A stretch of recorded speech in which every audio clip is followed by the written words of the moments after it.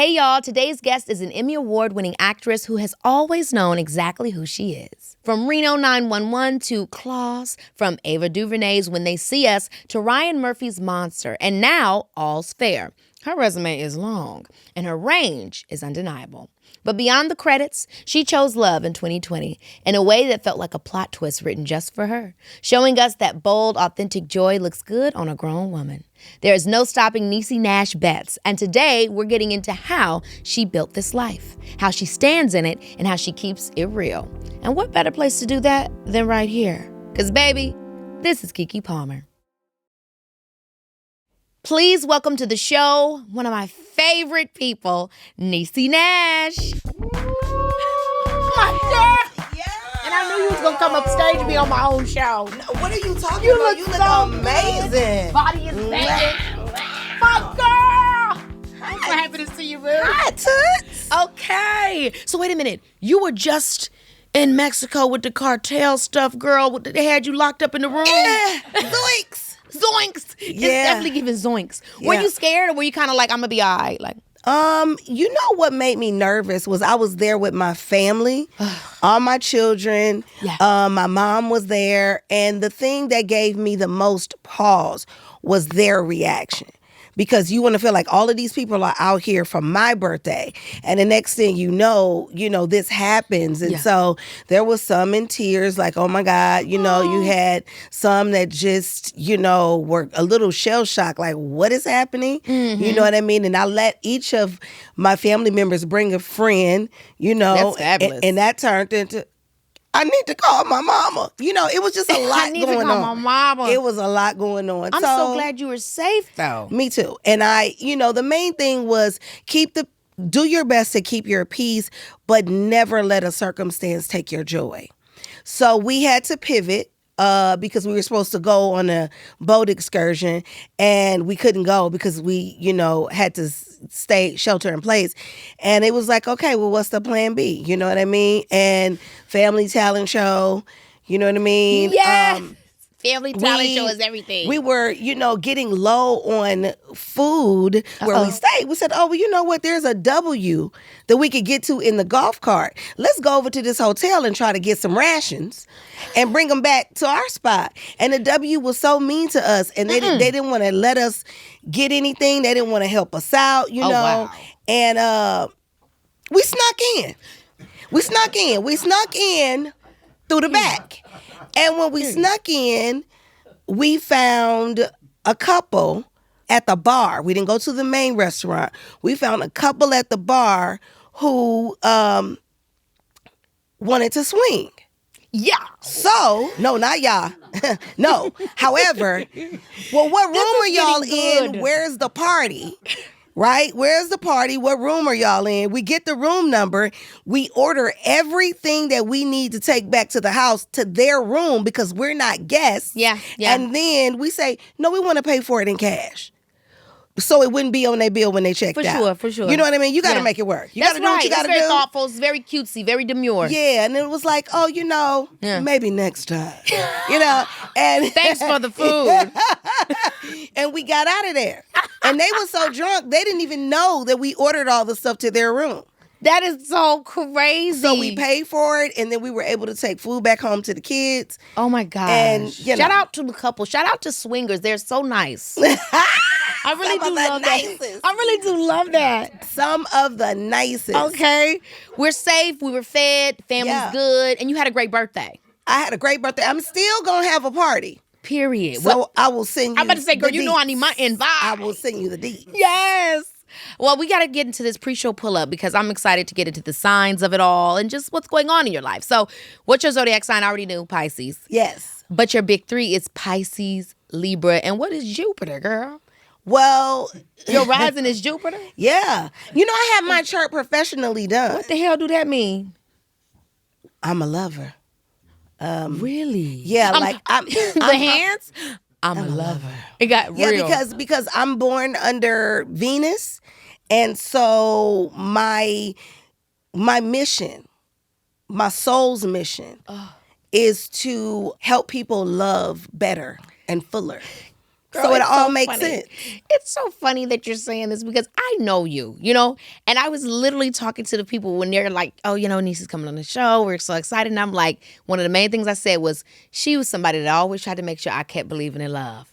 So that's why this is so That's why funny when because I that's got you. when I got it done, I was like, I feel seen. Girl, that is you so guys you. know who I am. Yeah. That is so, you're so Crazy. loving. You always have such a bright spirit around love. I've never seen you really in a negative way, even though I know you've gone through hard things in your life because we all have. Yeah. But you've always just had such a deep belief. Yeah. And it's really, I've leaned on it. I'm sure so many of your friends and family have as well. So this is just, I will pull up on you in a red carpet gown event, bitch, and be like, you good?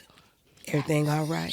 Come on, step to the side. Let me talk to you. Yes. You know me. Girl, that's why when you're saying this, I'm like, It that'd made be real. sense. It made so much sense. Yeah, I love that. Okay, what are you most grateful for today? Life, period. It's a blessing. Waking up, breathing. Yeah. And it always, for me, means there's another chance. Okay. It's another chance. I used to think that as a kid, even though that's so dramatic. I don't know why I was such a dramatic kid. But like, even at 5 years old, I would be so, trying not to go to sleep, because you want to stay up. You got FOMO. And then every time I wake up, I'd be like, I got another chance. Another chance. And that's literally how I feel still to this day. Amen. A relationship or friendship non-negotiable for you? Lying. I just hate the lying because I'm not the police. Why are you lying to me? Why? I don't get that. Why do people do that? No. And I grew up with a mother who said, don't you ever steal nothing and don't you ever lie. And it was just like ingrained in me, like, you know what I mean? And so even, where you got to have the tough words. Yeah. When somebody is asking you what you think or how you feel, you know what I mean? Standing in your truth can feel very bold, especially because I feel like we're socialized to cover our truth to make somebody else feel good in the moment. But how do you tell the truth in love? How are we all satiated here? Because I'm not finna go home and live no lie. Yes, the only time that I find, because it'll be a moment where like your friend is like, how do you think of my look? And there's two things. First of all, I need to know what you're going for. Because if we're going for crazy, kooky fun, you've nailed it. If we're going for, chic minimalism, I don't know. So it's like I've always got to ask questions because it is that thing too where it's like when somebody's asking your opinion, it's subjective. Yeah. So my truth, I always find myself with there where it's like, what are we going for before I give you the real deal? But also specifically as it relates to a love relationship, don't start lying because you're gonna piss me off. And here's the thing. The thing of it is that I just feel like so many people, if you just trusted that the universe is kind enough to send someone for whatever you got on the menu, then you don't got to lie to keep somebody who doesn't want what you got on your menu. That's right. You know what I mean? That's right. So it's just like when you lie over little things too, you will lie about anything. Yes. And so lying in any relationship, I'm like, beat it. Yeah, come on, Michael. Yeah. Then we have, what's a question you wished you were asked more in interviews? How do you make your dreams come true? Let's talk about it. Now, how do you? Well, there's a few steps to the process. First of all, you believe what the Most High has written on the canvas of your imagination. Yes. How you see yourself. What was that dream that was implanted in you? You got to believe that first because this is why I often say it's not called mama esteem and them esteem and us esteem. Because ain't nobody got to believe it but you. So you got to believe that thing, right?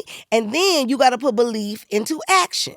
Right? So what does that look like? Two things. One, you keep confessing it. You say it till you see it. You understand? I hate when people say, I'm an aspiring actress. I always say, stop right there and I'm going to ask you, what do you do again? And I want you to confess very boldly, I'm an actor.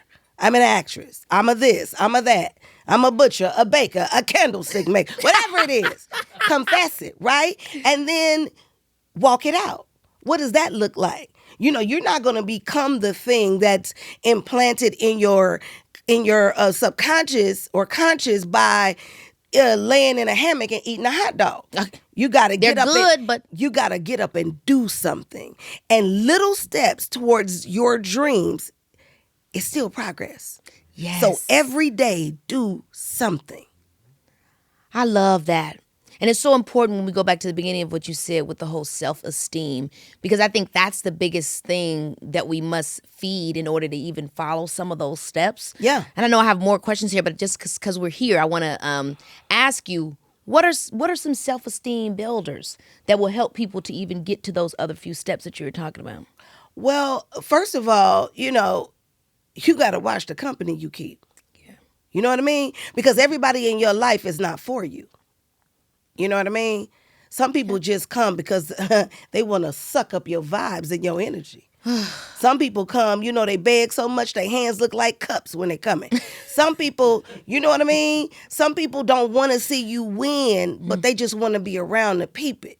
Yes. You just never know. And so you got to watch the people who you hang around. You know what I mean? And,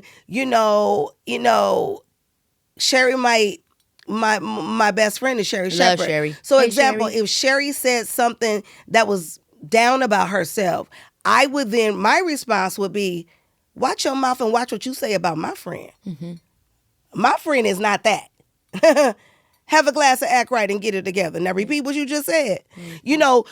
People who will put a battery in your back and encourage you.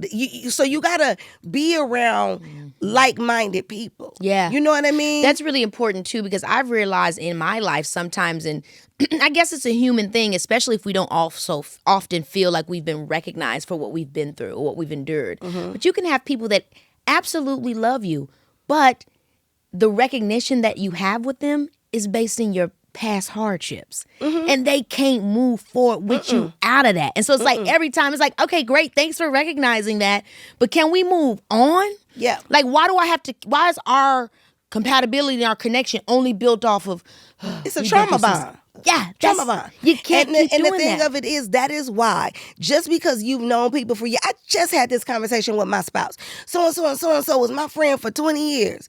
The key word in the sentence you said is was. Because a person is not showing up the same way, it means you're either there for a reason, a season, or a lifetime. And the lifers are very special. They are. And it doesn't mean that you have ill will for this person. It just means you've outgrown each other. And how come every time I come back from over your house, I feel drained? I'm exhausted. Nothing has changed. I'm tired. We still talking about this bum for years and years, and you haven't left yet? It's like Girl, a lot. stop asking me what I think. You know don't what care. I mean? So it's like some of those relationships. That's really true. You just got to know when it's time to get off the ride. Love that. Couldn't agree with you more. Who is someone you've met that made you feel starstruck? Oh my gosh, girl, Billy D. Williams and Diane Carroll. It's old school. Now, let me tell you something. Diane Carroll and Claudine, Honey, my favorite movie. It is good. Definitely in my top 5. It's excellent. It's in my top 5. Yeah. And the thing about that is that, that was royalty. That was, legendary. I mean, Diane Carroll was Julia. She was, she was all the things. And Billy D. Williams in Mahogany and Lady Sings the Blues talk about it. And I, listen, the universe was kind because I met them at the same time. Boom, boom. When I met Diane Carroll, I was at a theater award something, and I looked up, and I've never been starstruck over anyone, but I saw that woman, girl. I said, my God, oh Lord, she walking this way. I wonder who she getting ready to come talk to. And I looked behind me, and there was a wall. I said, she's still coming. Oh Lord, and she walks right up to my face and goes, darling, do you know where you are every evening? And I thought it was a trick question. I said, yes, ma'am. I am at the center of my wheel as a Black woman because I know why the cage bird sings. That's what I said. Anytime an auntie come up to you, you got to say the right words. I didn't know what to say. No, for sure. And she said, no. You're in my bedroom because I watch your program every evening. I used to host a home makeover show. And I'm like, I know that I'm supposed to know you. But girl, you know me. I could not believe. And she floated away. And I was like, look at her. That's just amazing. Listen. That is just so, meeting Diane Carroll, Billy D. Williams, it doesn't get much better than that. No. What's a mantra you live by and why? Pull up. You used to, oh my gosh, you say that pull up all the time. Pull up, push through, never look like what you went through. Never look like what you're going through. Never look like what you're going through. Yep. Wow. When did that become your thing? Because as long as I've known you, you've been saying that all the time.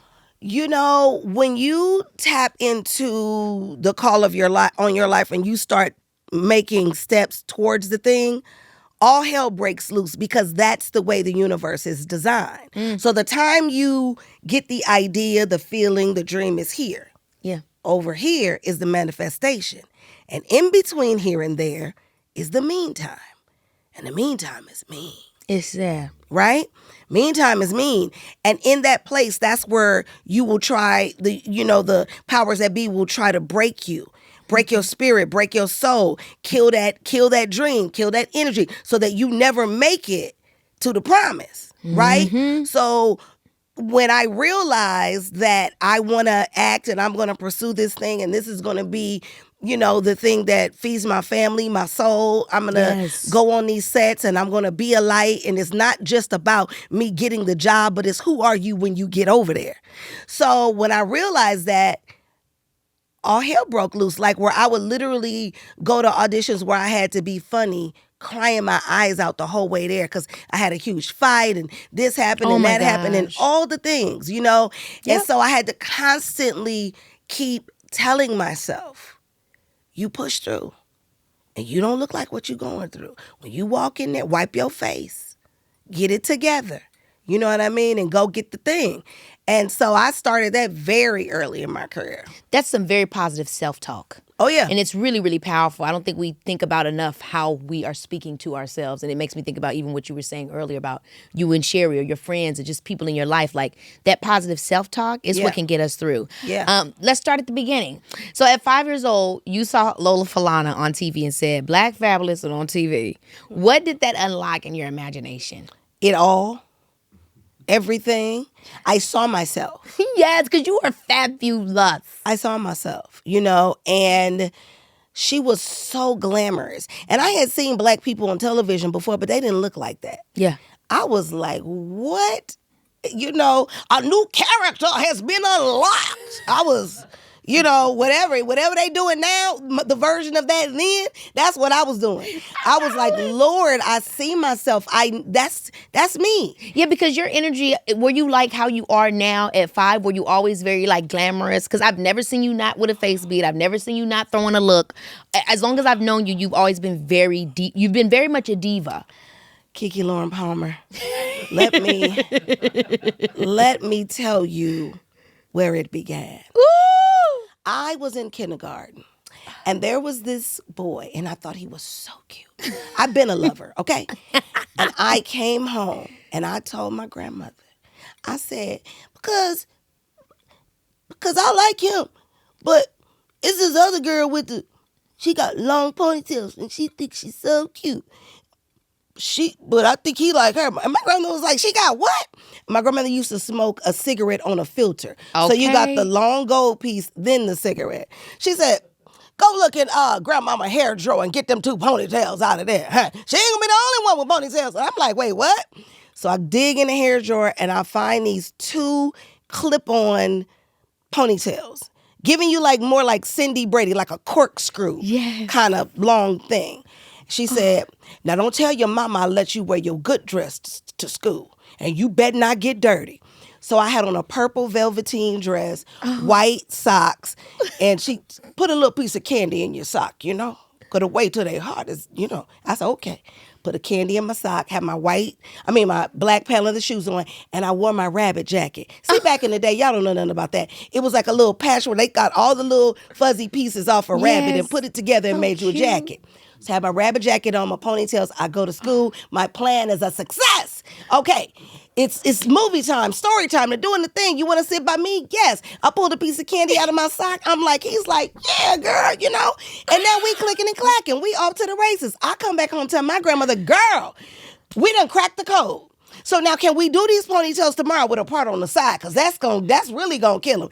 She said, girl, you can't wear this to school every day. I just let you do this one time. One time Cut to, I go back with my little dumb braids. I go back to school. He ended up back over there with the girl with the long braids, and I picked up a chair, threw it at her, and ended up in detention. Oh, and so here we are. But that was the beginning. Now there's hair everywhere. You get a wig. You get a wig. Girl, first of all, I love that your grandmama was your wingman. Yeah, got me together. Got you together. She said, this how you snag them. Always had a man. Okay. You know what I mean? I need to page out that. My grandmother had a double mastectomy and was at the place getting dialysis. Oh, I can't keep them off me. All these fellas in here. So I got it honest. She was like, I ain't even got titties and they own me. All these fellas in here. Own me. I love that. So you were born in Palmdale. I really wasn't. I was born in L.A. I don't know where. You hate this Palmdale. I live in Palmdale a long time ago, but I don't know how it got on my Wikipedia. I don't live in Palmdale. As a girl that grew up in Compton, she said, hell no. Come on. She said, no Palmdale here. No, give me my street cred. Exactly. At what point did you realize laughter wasn't just a personality, but something that also got you through your life? You know, I had always been funny, but I didn't know it was a thing because I got punished for it. Interesting. Why would you get punished for it?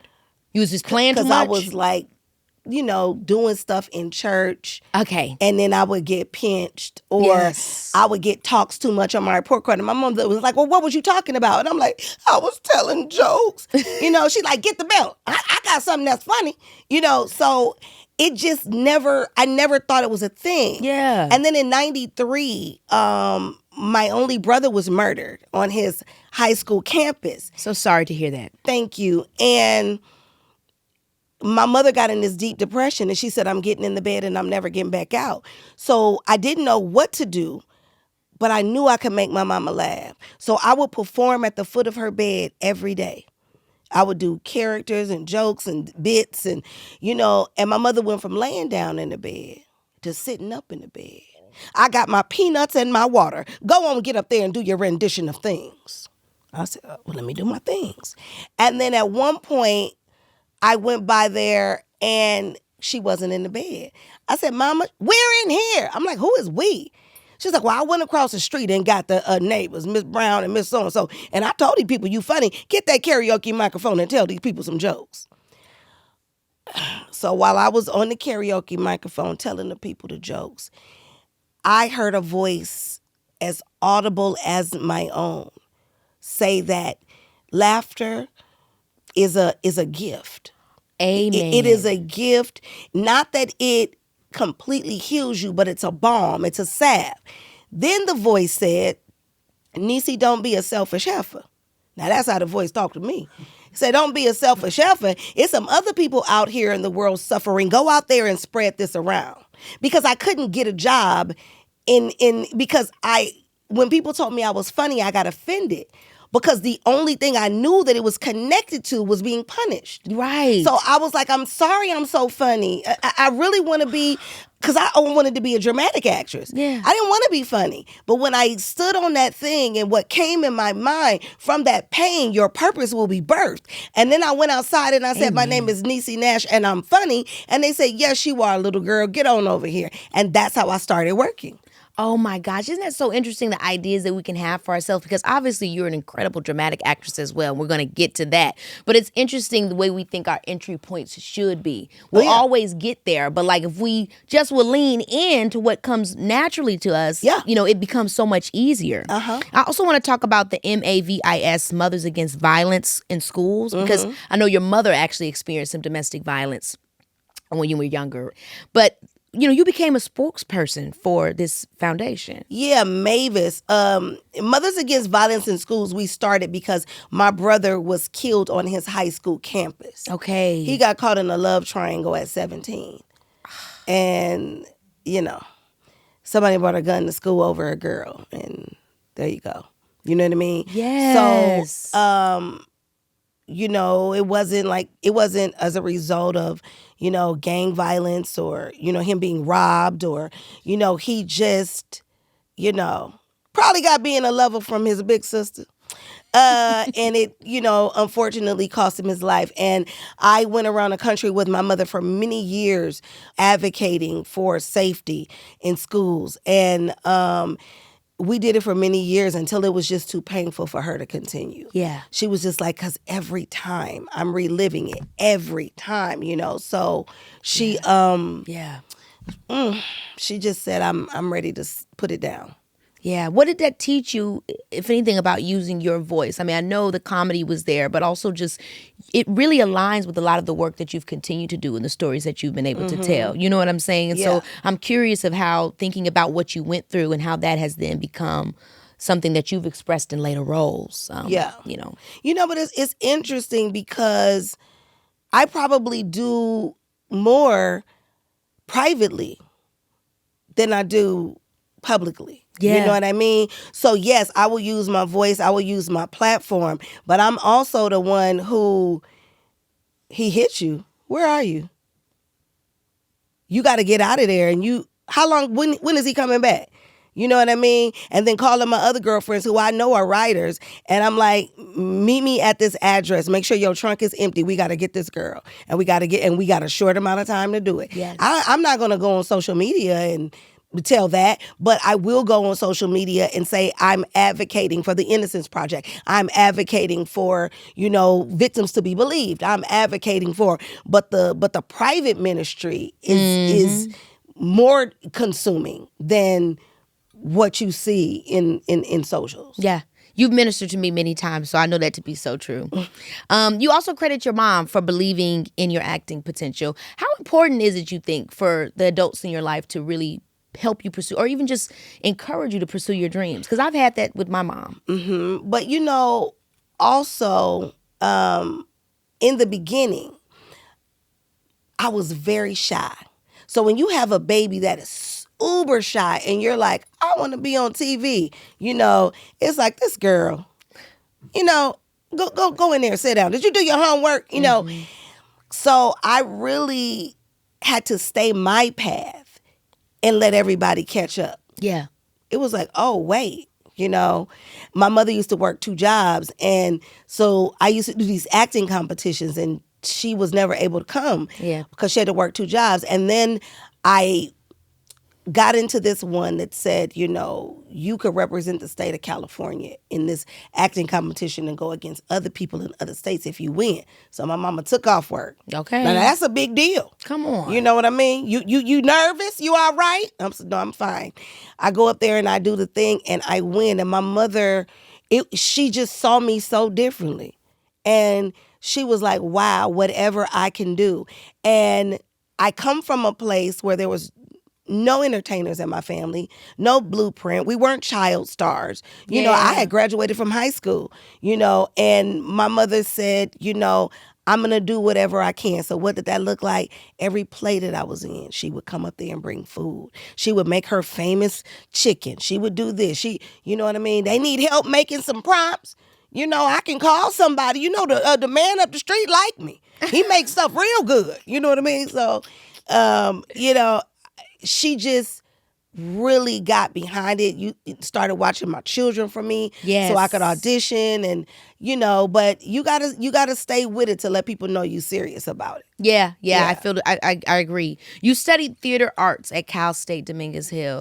How did studying the craft, you feel, protect you in the industry that could sometimes be tearing at your confidence? Did studying the craft in school give you any substantial support outside of your experience? What I will tell you about that is that we are living in a age where people can just be plucked from obscurity because of reality TV, right? You know what I mean? You got a gregarious personality. You know what I mean? He's slick and something to look at. You know what I mean? Or whatever. And you can become quintessentially an overnight success. I feel like for me, studying was the best gift I could have ever given myself because I don't have to rely on tricks. You know what I mean? I don't have to rely on gimmicks. You know what I mean? And my mother is the one who told me don't lie when I said, Mom, I'm doing all this comedy, but don't you think I'm a good dramatic actress? She said, girl, I don't. But you can be. So you find the best class in this town, and I'm going to work overtime to pay for it. You understand? Yeah. And now she's Emmy Award winning for dramatic role, Niecy Nash-Betts. You know what I mean? Yeah. But I had to put in the work. It just, for me, I can't speak about anybody else's process, but I'm very grateful that I went and I studied and I, got it together and figured out what I didn't know. You worked with Whoopi Goldberg very early on in your career. I'm a Whoopi girl. I love Whoopi Goldberg down. And I still have not gotten a chance to work with her. Whoopi, call me. But you told the story about having the confidence to speak up in a scene with her early on in your career. Yeah. Tell me about that moment and what did it teach you about taking up space, especially being a newcomer? Well, Baby, this is Keke Palmer, yeah. You know your girl loves to travel. Some of my favorite trips have been with my fam to far-off places like Rome. But this spring, we're eyeing a more local spot like South Carolina because our non-negotiables are delicious food and a beach where we can have fun but also get some much-needed R&R. And when I'm planning where we're going to stay, I'm not only thinking about logistics like where is everyone going to sleep, but also how can I really experience the place I'm visiting? That's why I book a stay on Airbnb for family trips. We get to stay in neighborhoods where locals actually live and really connect with the city through authentic experiences. Plus, everyone can spread out with separate bedrooms. Like my son's bedtime doesn't have to be my bedtime. And we've got a real kitchen to cook some meals together if we end up staying in. It's also way more cost-effective than booking multiple hotel rooms. We all get our own space, but still come together to create those genuine memories. For that kind of trip, hotels just don't give us what we need. Find a home for your next family adventure on Airbnb. You know what I love? When people show up with genuine intentions, especially when it comes to dating. My girls and I were just talking about how the best connections happen when someone puts in real effort from the jump. And Bumble is definitely onto something because they're making it easy to find people who really want to get to know and date the real you from the beginning. Through features like Bumble Compliments, someone can show genuine interest in something on your profile, like your love of cooking or that cute hiking photo. I see you, boo. All before you even match. That kind of meaningful connection changes the whole vibe.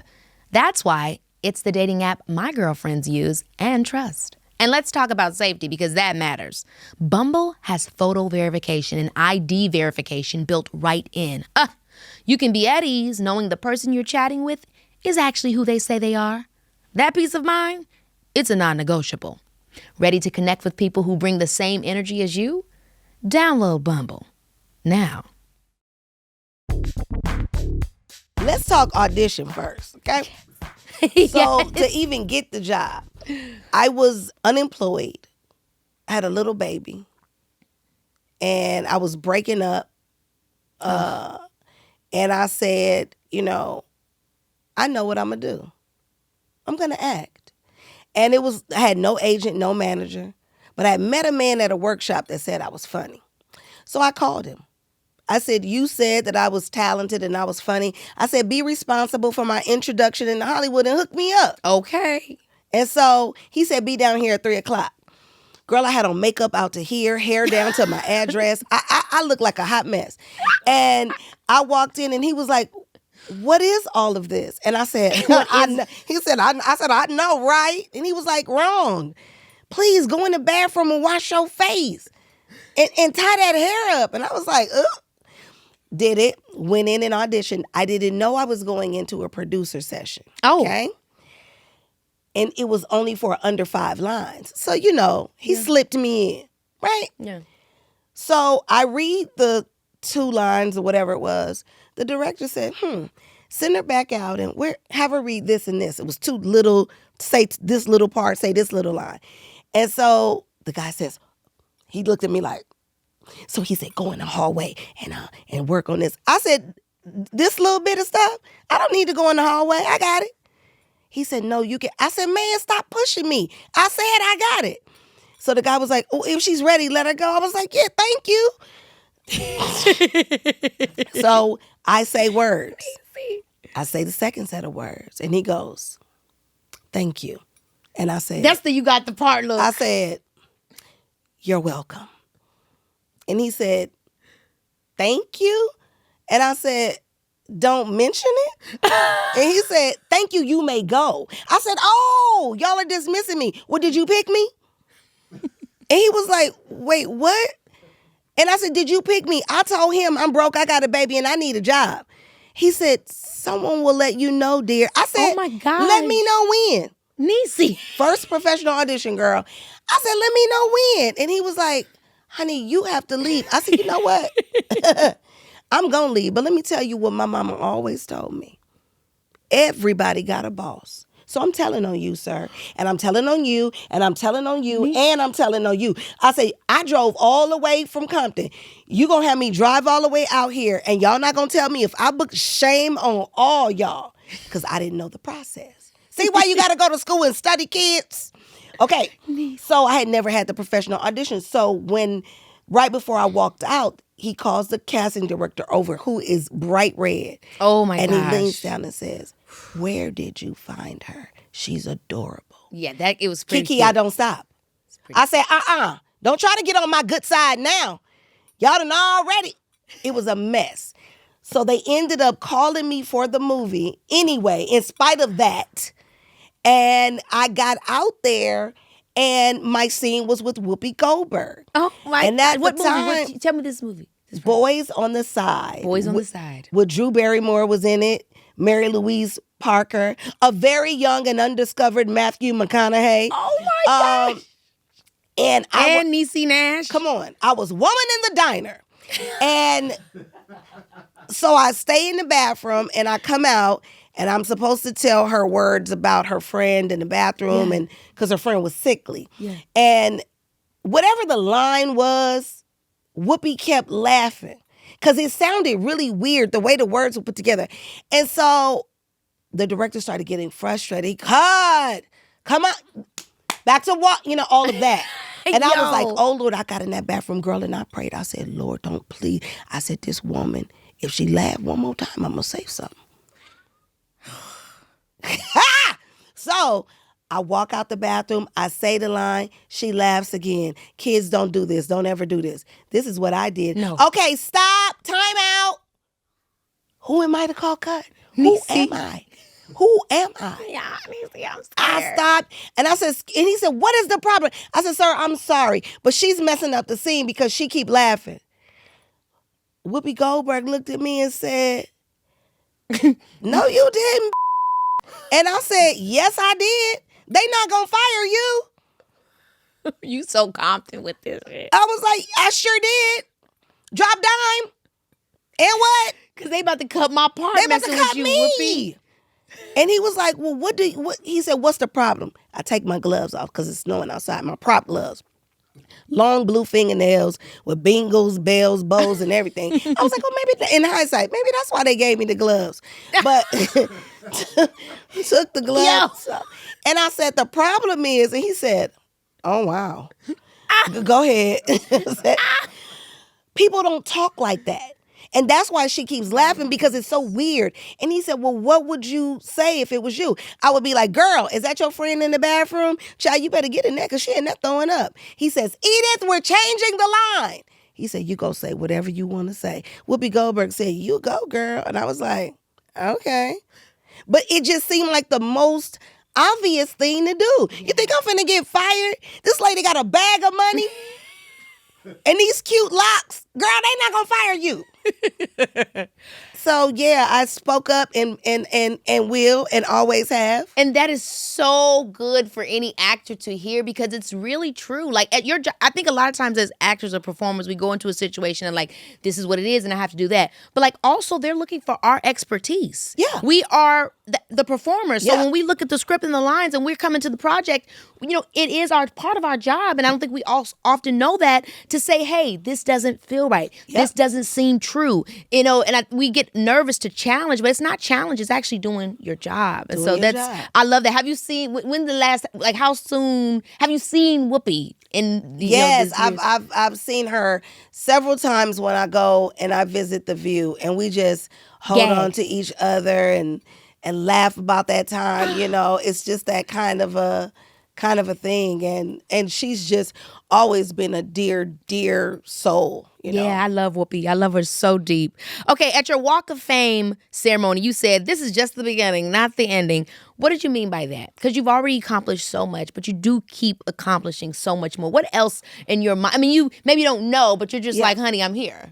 You know, I felt like there is so much more to do. Yeah. I mean, it's just more to do. More uncharted territory, you know. I didn't direct until after that. You know what I mean? I'm working on a second book. I mean, just so many things. Yeah. So many things. Producing and, you know, all of the things. And so I just thought, wow, this is getting ready to be another chapter, you know. Yeah. And mind you, when I was 7, I was on 7 or 8 on the Walk of Fame with my dad. And I run into Ed Asner. I didn't know that was his name. My dad had to tell me. I said, I saw that man on TV before. He was the boss of Mary Tyler Moore Show or something. Oh, I loved Mary. And we're gonna make it after all. Yes. And so I said, I know that guy from somewhere. He said, I walk up to him. I said, I know you don't know me. But my name is Niecy, and, you know, my name is going to be right on this ground on one of these stars one day. That goes back to what you said. You start here, the manifestation is there. Everything in the middle is the meantime. And you got to say it till you see it. I Great. said it at that age, and I never forgot that I said it. He was like, yeah, kid, scram. And when he was walking away, I was like, remember my name. And I didn't know how long it was going to take, but about 35, 40 years later, I end up on that Walk of Fame. I called that man. And I said, I don't know if you remember me. No, you didn't, Niecy. Sure did. He's still living? He said, I hope you, he said, thank God. He sent me a letter. I don't think now, but when I got the star, he was. But he said, I'm grateful that you didn't let a crotchety old man destroy your dream. Unfortunately, I can't come to your star ceremony. And he hand drew me a star, and he wrote my name in the middle of it. And I thought that was so sweet. And then the day before the ceremony, he called and said, I'll be there. I couldn't even look at him. Google it. You can look up pictures. Niecy, that is the most special. These kinds of things let me just know that God is so real. Just because the design of the life, the architecture of it all, like it can't be written by anything else other than that thing, that spirit, that divinity, unnamed. yeah. Because what the heck? I couldn't even look at him because my fake eyelashes was going to fall off. I couldn't even look over because I was like, he's sitting right there. You know what I mean? You know what I mean? And it's so special. It's so special. I love that. I love that. I mean, when we think about it, a lot of us think about it, Reno 911 is like a big turning point in your career where everybody got that real glimpse of your comedy chops. We could at least know Niecy is one to watch. How did it feel for you during that time when you got that role? Can we talk about it? Because I lied my way into it. I love that there's always a gag or goof. This is we could do a whole TV show over Niecy Nash's life, and there's always a gag episode. It's giving me life. It's always a gag. So they called, and at first it was supposed to be sketch. And they were like, hi, we're just confirming you do sketch, right? I was like, of course. And then I called my friend Big George. Shout out to Big George. And I said, what the hell is sketch? What do I got to do? And so he told me what to do, characters and bits. I said, oh, yeah, okay, yeah. I didn't know that's what they called it. But yeah, I can do that. So I get my little stuff together and go down there. Characters and bits. Yeah. It was 2 other girls and me. One was stretching, one was doing vocal warm-ups, and I was sitting there reading the magazine. I said, well, should I get up and do something? But the audition was running very long, and I got up and knocked on the door. Oh, no. Niecy, I have a habit of, wait, now it's all coming back to me. It's a wonder I even work in this business.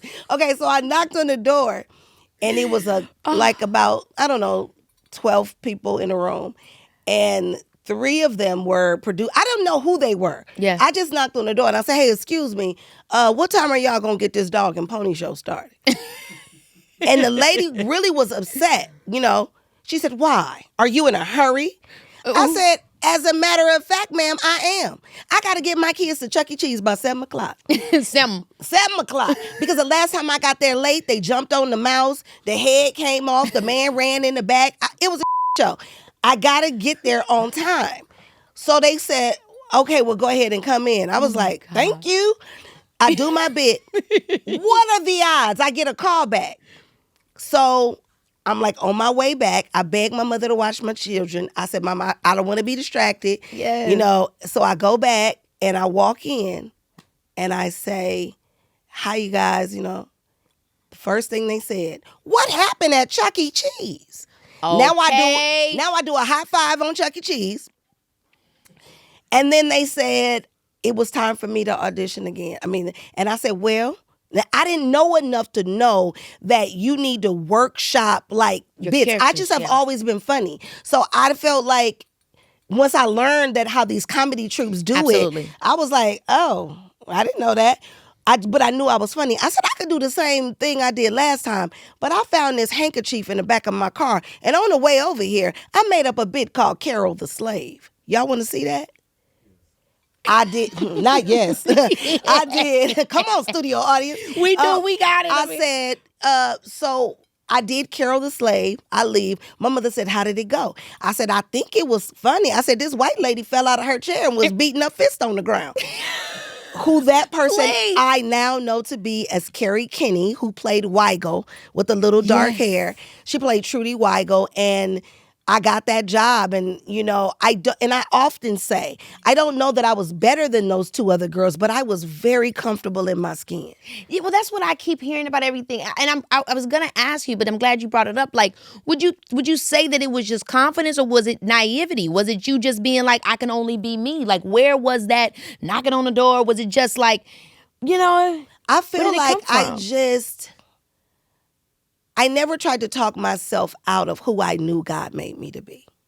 Never try to talk myself out of it. You know, you need to be more like this or more like that, or you need to act like this and decorum and this and that. Whatever it all was, I just was like, you know, I believe that everybody is so unique. And what's your bit? And what's your bit? I don't need to borrow from your bit, because I'm already over here rocking and rolling in my bit.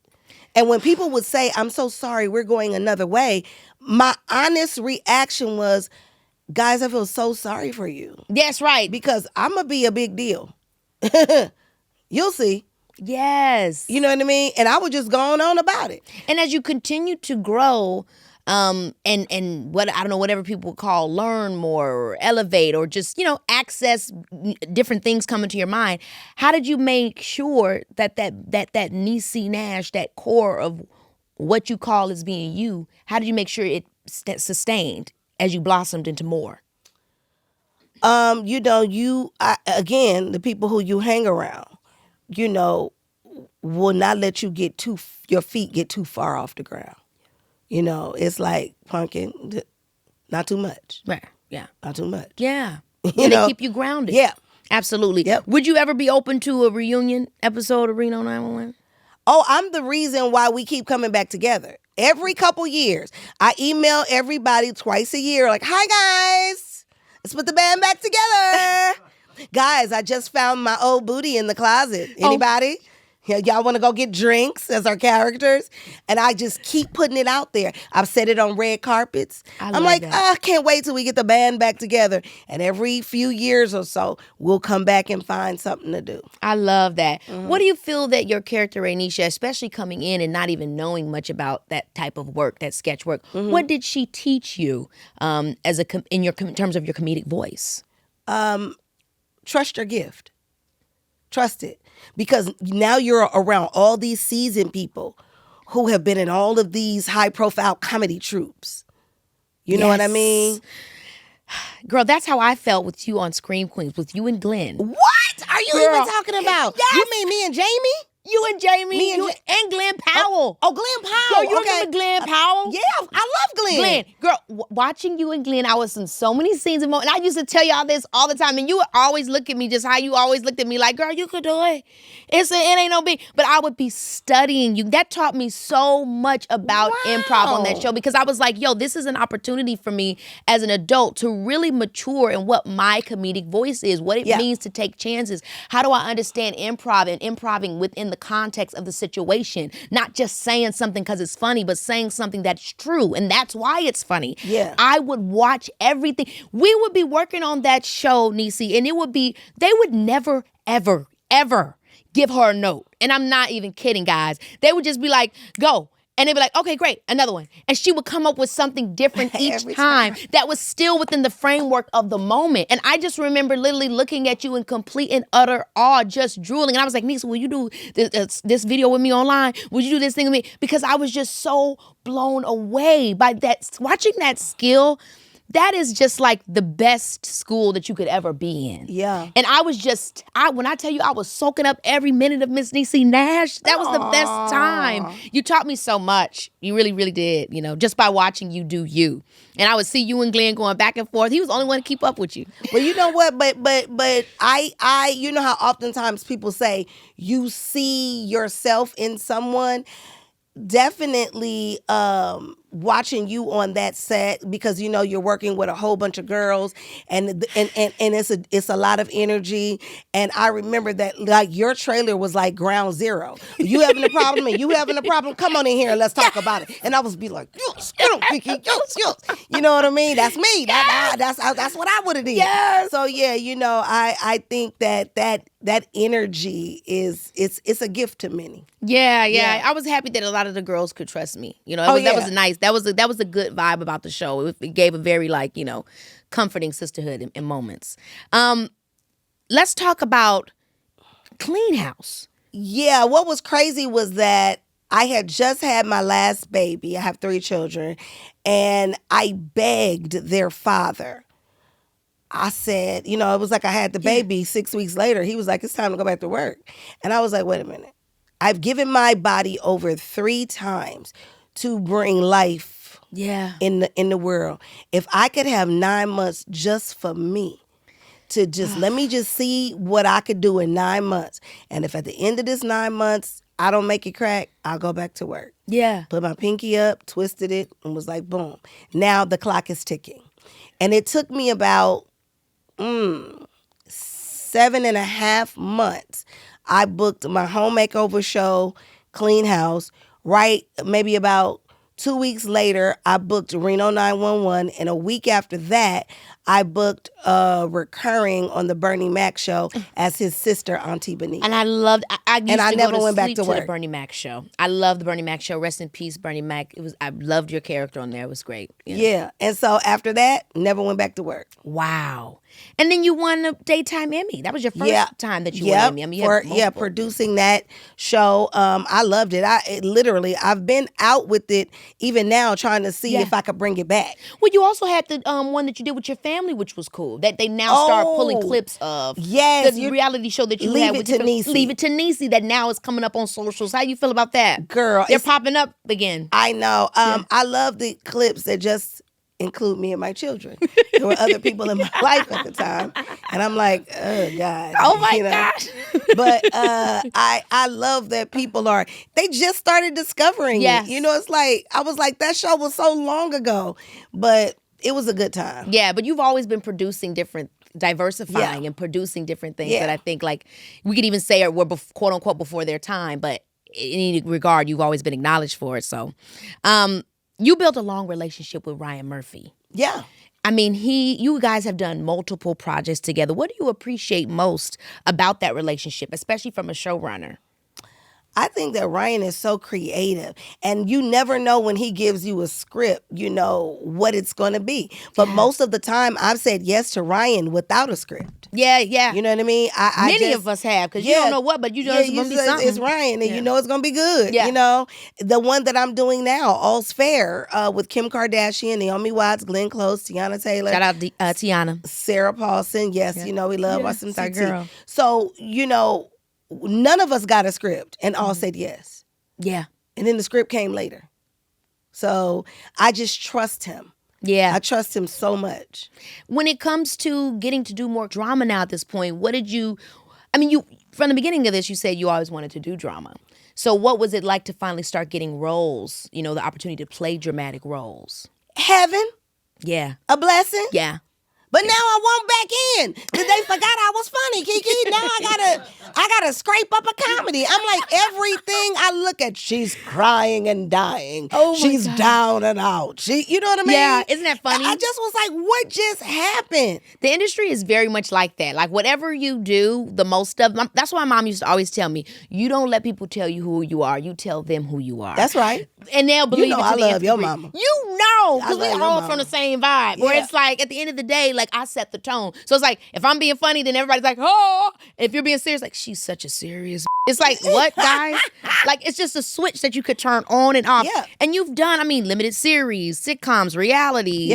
Yep. You've anchored series. The credits are so long. What's the real art to not just booking, but becoming indispensable? Well, Because you are that. I found out through some other actors that I had a nickname I didn't know about. And they were calling me Niecy the Range Nash. Mm-hmm. And I was so blessed by that. I was so blessed by that because to know that your peers can trust you. Yes. Whatever your script, your project is, call me. You want it funny, you want a drama, you want a host, you want a this, you know what I mean? All of those boxes are checked. And it just made me feel like, a very blessed woman to know that my peers can trust me no matter what the genre. Absolutely. 1,000%. You are Yeah. that person. How do you stay hungry when, you've accomplished so much? What keeps pushing you and what inspires you at this point in your career? Well, first of all, I'm expensive. Okay. Now let's get into that. I like things. I like to go places and eat stuff. No, the real reason is because I feel like there's always something new to uncover in my art. It's a million things I could have played that I haven't yet. You know what I mean? Yeah. So discovering different parts of my art, whether it's writing or producing or finding a character that I've never played before, it all still tastes so delicious. I'm not over it. Yeah, exactly. I'm not over it. Yeah, I feel the same way too. And I always wonder to myself, like, will it ever come a day where I'm not, engaged with it? I don't know what that would look like, but I really still feel so passionate about my art. But I guess that's what it is to just be an artist. Whatever it is across the board, Yep. I'm engaged. Yep. I want to switch gears because I got to bring up your performance in Ava DuVernay's When They See Us. That's very heavy, sacred work. Anytime we have to do something that involves like structural, systemic racism, And real people. it can be really, really tough. That's how I did a movie, Alice. It wasn't a real character, but that experience had happened to somebody before. And just getting into the shoes of like our ancestors or what our community has endured, it can be really a lot. So how did you prepare yourself for that and being so, just invested in this story in a concentrated amount of time? So with regards to When They See Us, first of all, I love me some Ava DuVernay. But she really protected us and made sure that we had a very extensive Bible on the whole story, the people that were still alive. We were able to meet, I call them the exonerated five, but we were able to meet them and you know what I mean? And that bit of it. So, and then we also, it was the only job I've ever done where they had counseling available for you when you got off work if you needed it. Wow. Yeah. Shout outs to Ava for that. Yeah, because, most of the time you just go home heavy. Yeah. You know what I mean? And Oh my gosh. Wow. But she made sure that there was a number you could call and it was available for the run of the shoot. That's amazing. Yeah. Well, that was beautiful work, incredible stuff. Thank you. But let's switch gears for a second and talk about how you hit us with that plot twist in 2020. And Can introduce we us to talk your wife. about it? Baby, this is Keke Palmer. Y'all, I have questions about everything. What should I cook tonight? Is it jacket weather or am I overthinking this? Should I take that opportunity? And I've been using Claude. It's changed how I make decisions. Because here's the thing. Most AI just gives you information and that's it. Claude actually helps you decide, think things through fully, and take action. Like when I'm prepping for guests or trying to figure out whether something I read is legit. I'll go back and forth with Claude, and it won't just hand me some surface-level answer. It pushes back and asks me what I mean. It treats the question like it deserves more than 30 seconds.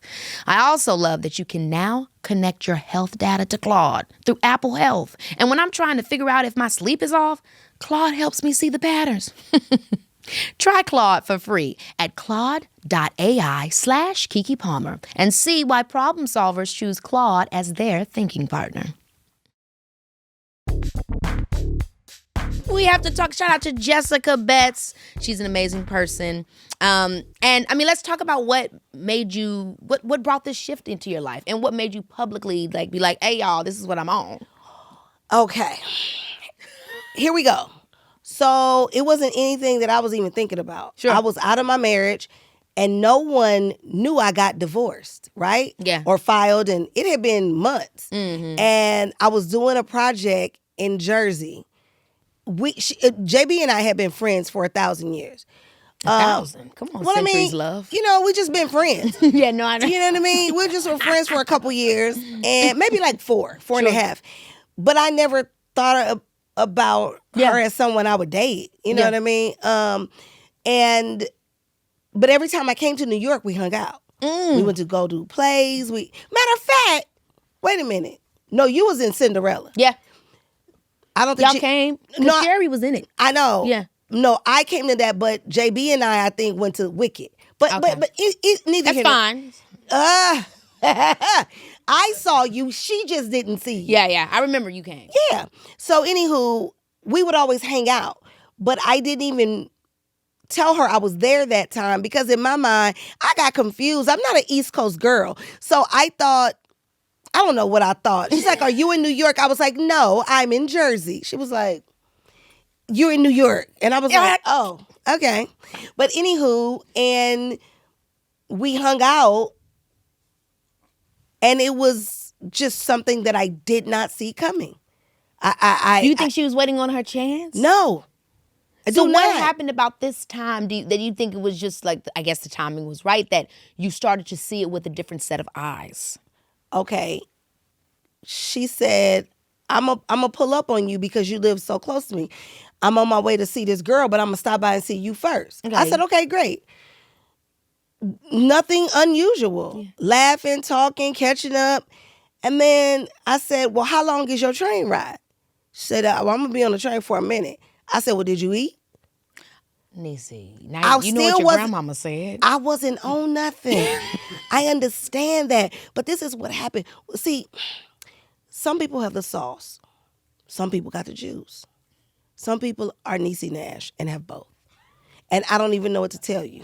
Because this is why I stay in a relationship, Keke, because they will stand out in front of my house like I'm, with you know what I mean? Boombox, I need to know how. Because they throwing rocks at mine. No, girl, get from over there.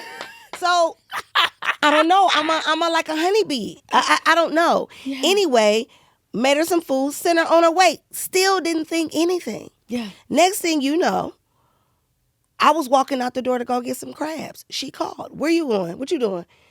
What type of time you want? I said, I'm going to get some crabs. I want crabs. I said, okay, well, meet me at the spot. She was late. I was already a cluster in. Okay?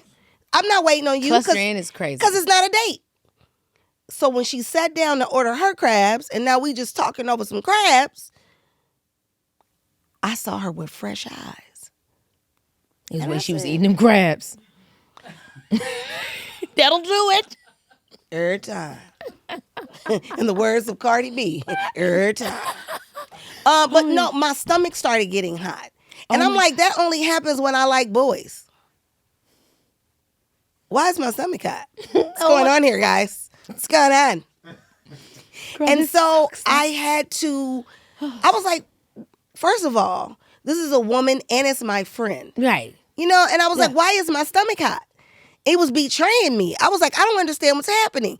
So I needed to try to figure it out. So I tried to keep it going. I didn't know she had a date that night. She was going to go see somebody after we had dinner. But I didn't know that. And so I said, well, I'm about to go back home and watch one of my favorite movies. You want to come? Because I wanted to see if the heat in my stomach was going to die down. Girl. First of all, what did y'all watch? Sparkle. But let me clarify. Okay. Let me clarify. The original. Yeah, so that's Irene, a safe one. Kara, Philip, Michael Thomas. They're dramatic. No hunching. Yeah. You know what I mean? None of that was happening in the movie. For sure. We just watched the movie, and my stomach was hot as a firecracker. Pop, pop, pop. Mm-hmm. And then it was time to go. And she didn't go. Well, I walked her to the door. And she turned back around. And then I hugged her, which was not unusual.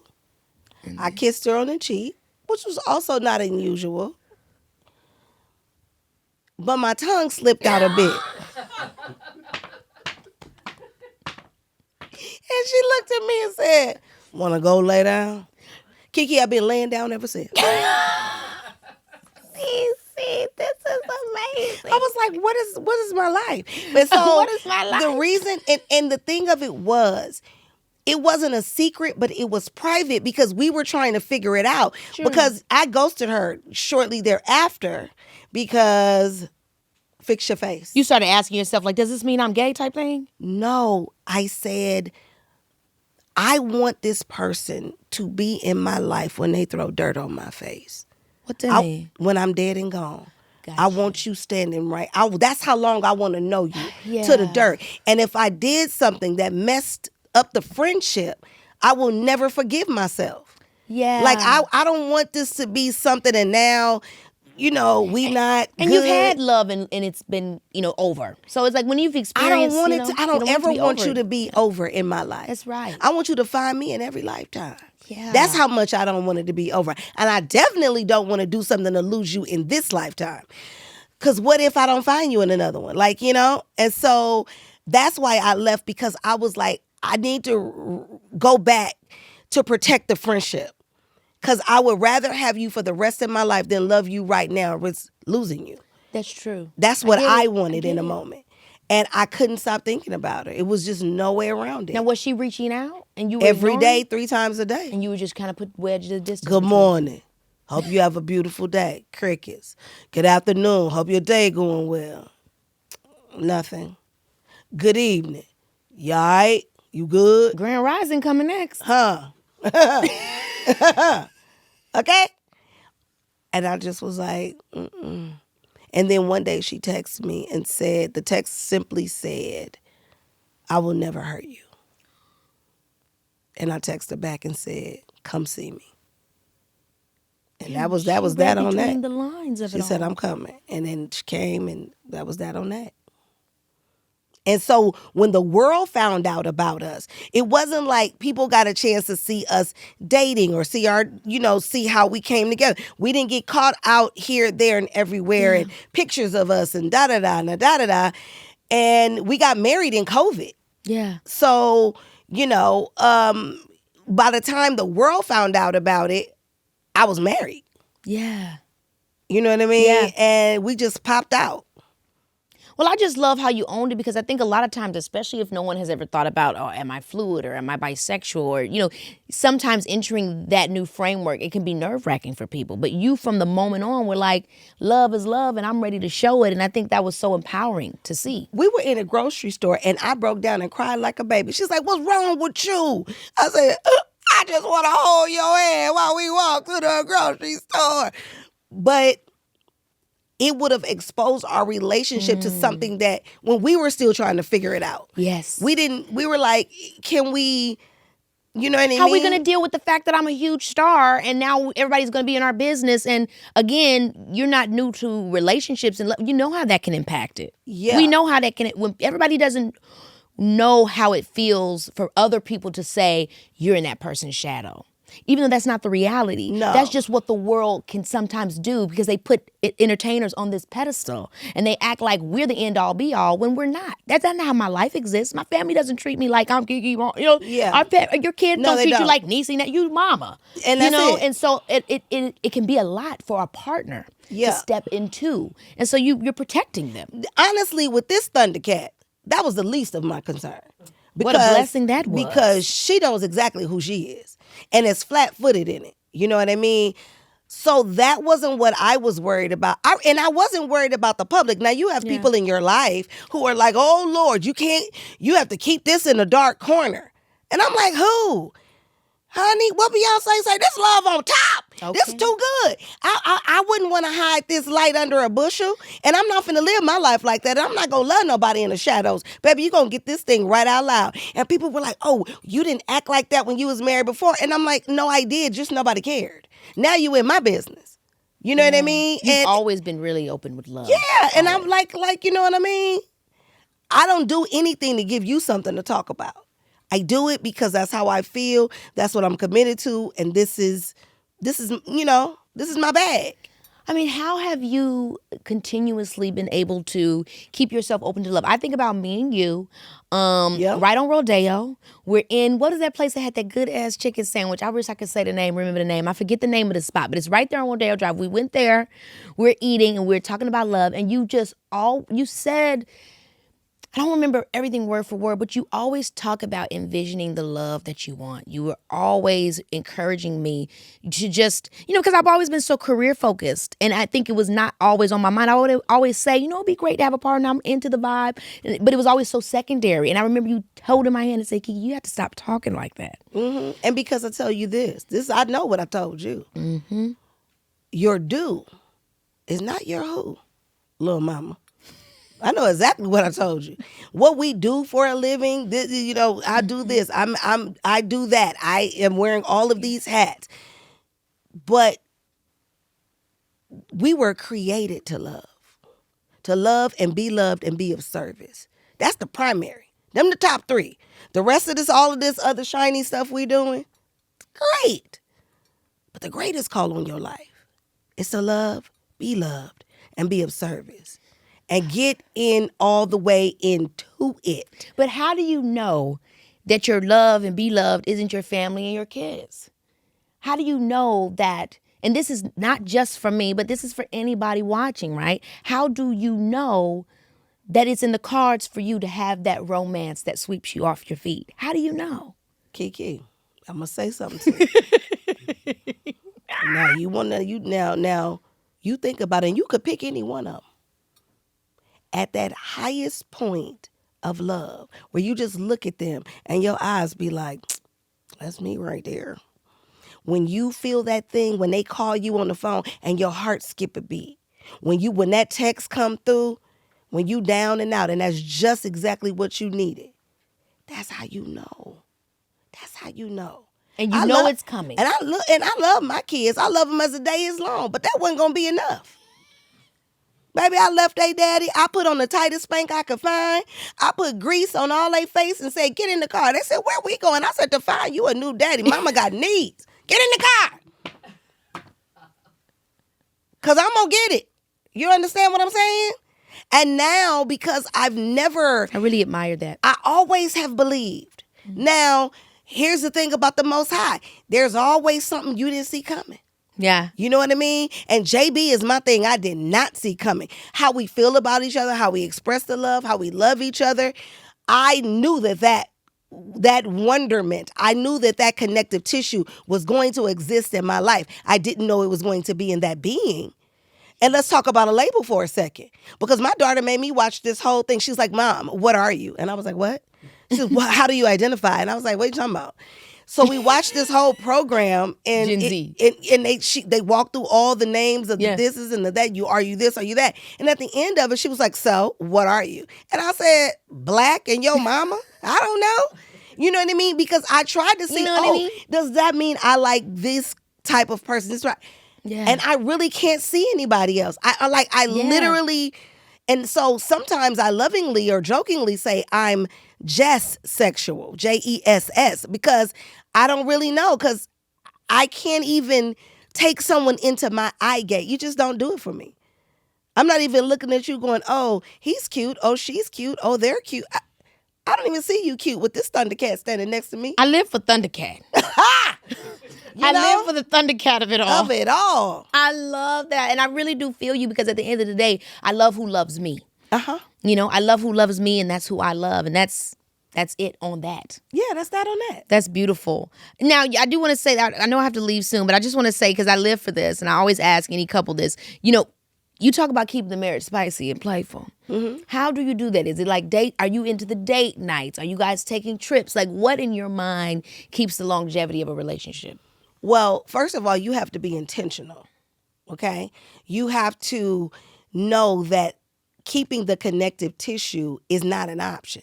So even for people like in our industry, I might work a 12 or a 14-hour day and not pull up into that driveway till 10, 11, 12. It could even be later if you work a Friday, you know, like a Friday into a Saturday morning. Yes. But like, I was working with the gals, with the show that I'm doing now with Ryan, and they were like, everybody was ready to go home and so tired. I'm like, well, it's 10 o'clock. I got a date in 30 minutes. So I got to go, you know. That's it. And it was like, at 10:30, I'm like, Yeah. yes. So now I worked, all day, and I go home. And why my spouse did this, I have no idea. She put bubble bath or something in the jacuzzi. So we got martinis. It's bubbles everywhere. Luther Vandross is playing. I'm like, I love my life. I walked in the backyard taking my clothes off. Okay. You understand me? Let's get to it. So there's an intentional way of being, and that's not even like going outside spending money. That's just staying in the house and making sure you Just locked do in. something special for me. Yeah. You know, thoughtful. Be Yeah. thoughtful. And the trick to it all is making the person that you love feel like their experience with you is custom and not off the rack. That's just the way I am. It's the biggest lie ever been told. You don't give people what you want to show them how to love you. You give them what they require and trust that they will in turn do the same. You know what I mean? Yes. Yeah. That's love. Definitely trust. Come on. Yeah. Come That's on, very somebody. beautiful. It really is. I want to quickly touch on you reuniting with Cedric the Entertainer and my girl Jennifer Lewis, who's also going to be on the show on Big Age. Big Congratulations. Age. I mean, Thank you. what brought you to this project? Kenya Barris called Oh, shout out Kenya. and was like, hey, I've got this project with Ced and Jen. I would like you to be a part of it. And I'm like, I love the stuff you put out. Yeah, let's go. And I played Cedric's wife for 5 years on a TV show. So that was a no-brainer, and I've always been a dear, dear friend of Jennifer. When you talk about loving people in private, I was one of the first people with her in her home when she had the accident where she fell and broke her hip and all of that stuff.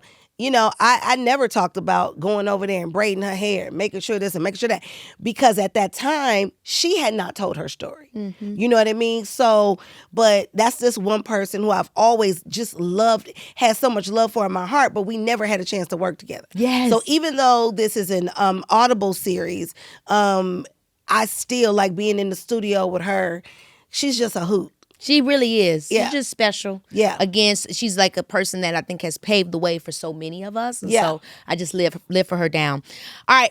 It's about time for me to let you go, but We could do this all day. all day, because it Into ain't that. nothing but two girls kicking back. They better be glad this is tea and not tequila.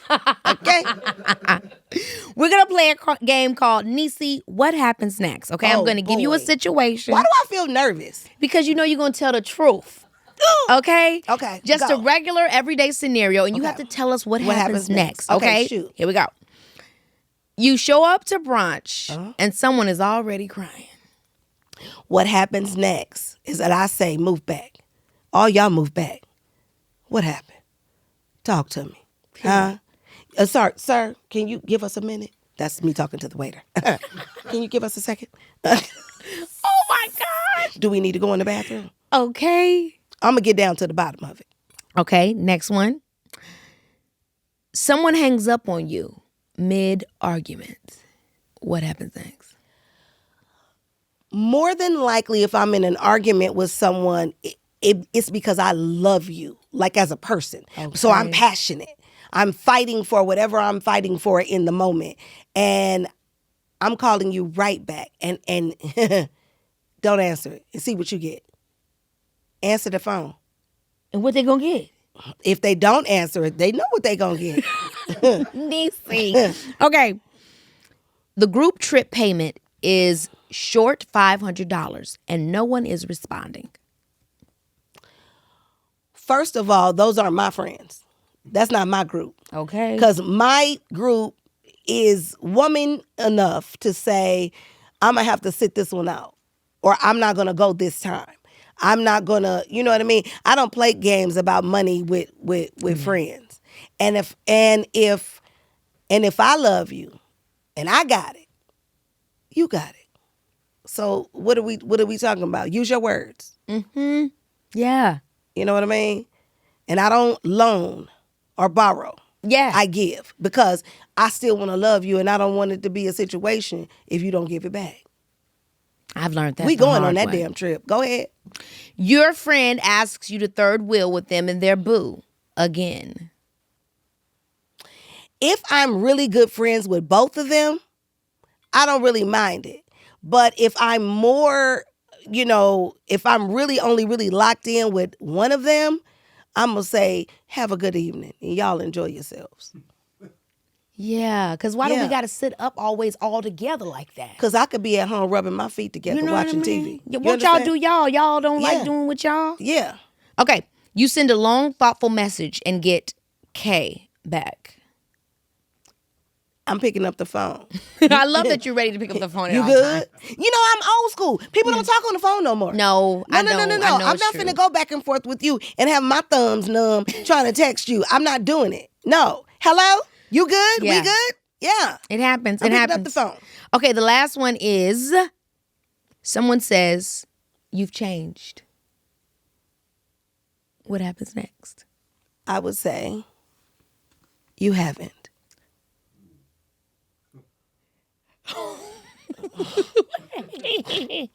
And that's the problem. We haven't elevated at the same time. That's so bad. I was just talking about that this morning when I was getting ready.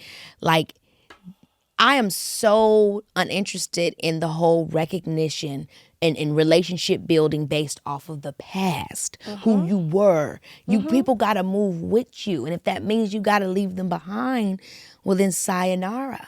You know what I mean? Adios. And I'm praying for you. And I look every now and then, check on your little page and see if have you made any movement. And either way, I can't deal with it. No, and it's okay. You know what I mean? Because we should both, what we should be doing is sitting up here going, girl, we done changed. We used to be this. We used to be that. Look at us now. Look at us now. I was just talking to my party planner about this because he said, let's just take a look back. We used to throw your parties back in the day on a Wednesday or a Thursday because that was the night you could get the club for free because nobody was in there. And I said, he said, look at you having a party on a Friday and a Saturday night. I'm like, you should grow together. Yes. Yeah. So I've changed. You're right. And you haven't. Period. Niecy, I love you so bad. I love you down. Thank you, my girl, for coming on the show. It's my girl. Yeah. Niecy, where do I even begin? You stepped into this space with that undeniable joy and let us see just how beautiful life can feel when you choose resilience, commitment to love, and have the boldness to live the life you deserve. You didn't just give us the credits. You gave us the courage behind them, and we honor you for that.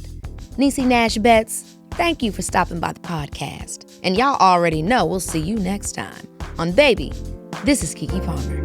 Baby, this is Keke.